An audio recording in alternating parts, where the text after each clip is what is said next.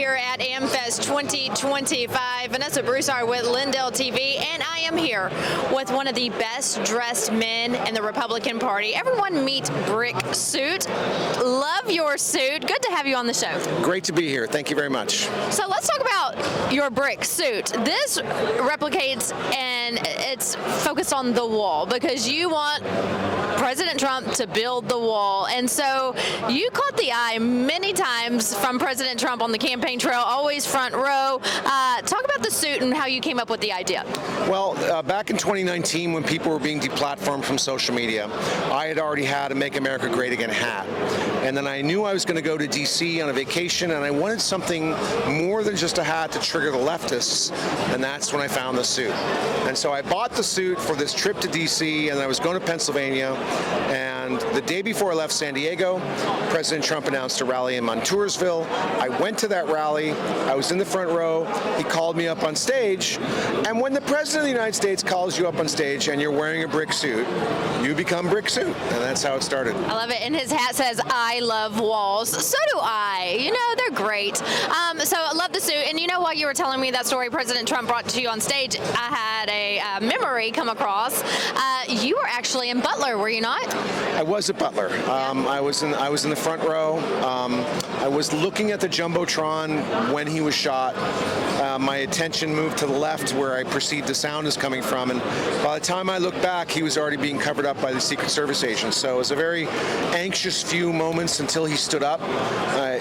Just trying to hear like what he was doing. I was standing up and just really concerned about his safety. I could not see him because he was covered by the parapet. But yeah, that was a scary day. I was there as well on the media risers. And did you feel that it happened so fast yet it was so slow? Like, I felt in time that I was praying for so long, but I go back and I look at the video and it happened so fast. Do you feel the same way? It was almost like in slow motion. It was, and the thing that strikes me every time I watch that video is the complete lack of panic in the crowd.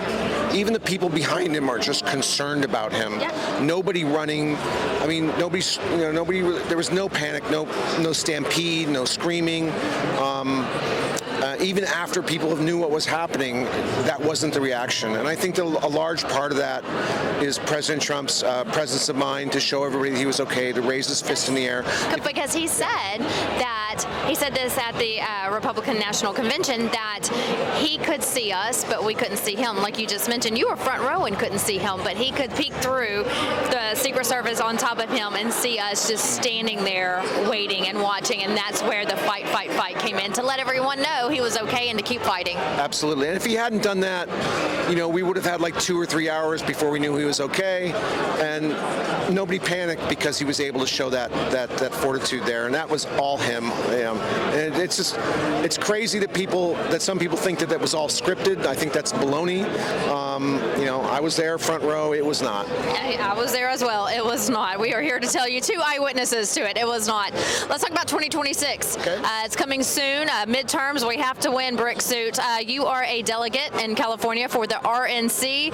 California is a tough one, but we have to get rid of Newsom as well. What's it looking like there? Well, Newsom's out because of term limits, right. So he's gone.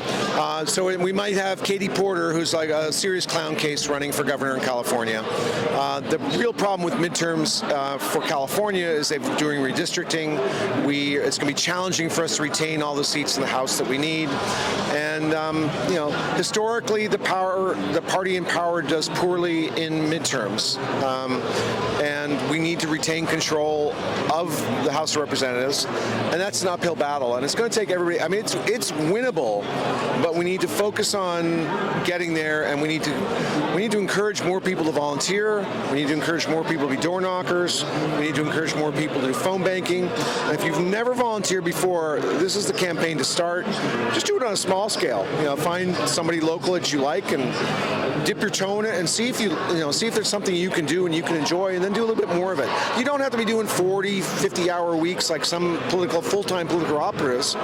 Even just, if you can do 4 hours every 2 weeks or 2 hours on a weekend, it all adds up. And so volunteers are going to be key. People canvassing are going to be key. Organizations like Turning Point in the swing states and the key congressional districts are going to be crucial.